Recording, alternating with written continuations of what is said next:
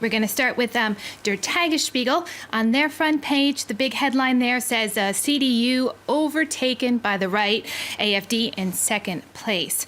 Now, the front page article is reporting that after the elections, concern remains and asks, was this result a catastrophe, or is there a silver lining in the fact that the Socialist Party and the Christian Democrat Party together garnered more votes than the far-right party? Reminds readers that those who have been voting for the AfD, or the Alternative for Germany, are voting more as a protest vote, since no other parties will agree to form a coalition with the AfD. Says it's not surprising that the xenophobic message of this party took a foothold in the economically depressed state of Mecklenburg-Western Pomerania.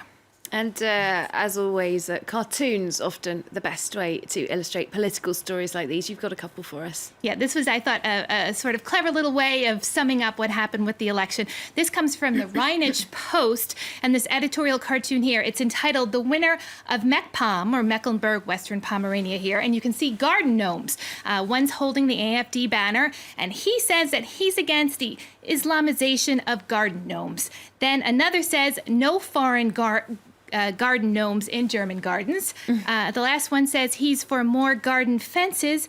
And finally, the police there with the billy club saying, stop the weeds. Interesting indeed. Some of the papers trying to explain in words, not so much in drawings, why the AfD party did so well.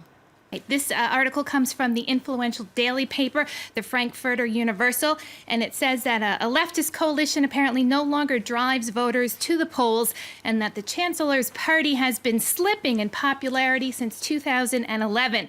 Says here that the AfD party is a party of no. No to Islam, no to refugees, no to closer ties with the West, and that this is reflected in its policies, that they're not seeing refugees as individual people, they're not willing to compromise in talks with Turkey or global trade, and says that this has shown a percentage, this election has shown that a percentage of the electorate is very angry, and that those who ignore this will do so at their peril. All right, let's move on from politics to religion. It's all the tricky dinner table topics this morning, isn't it? Something, though, that a lot of people are celebrating. Mother Theresa, canonized at the weekend. Right, exactly. The Pope canonized her. She's now a saint. So let's take a look at some papers from India. Front page news there, as you would expect. She spent most of her time in India, of course, in Calcutta. That's right, in Kolkata.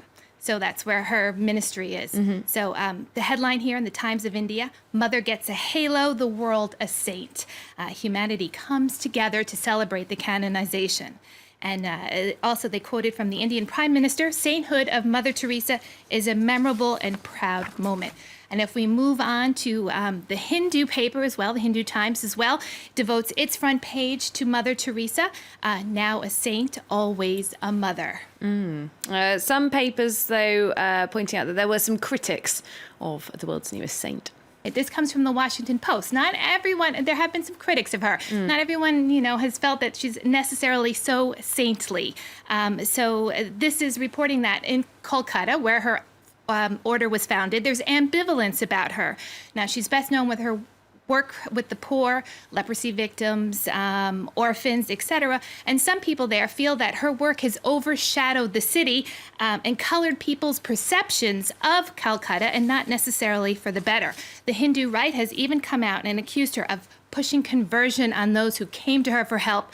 Now, the charge denied by her supporters. Yeah, some of those old criticisms that we heard during her life coming back again as we saw, though, many thousands of people were celebrating her canonization at the weekend. Thanks very much for that look at some of those stories making the headlines in the international press. It's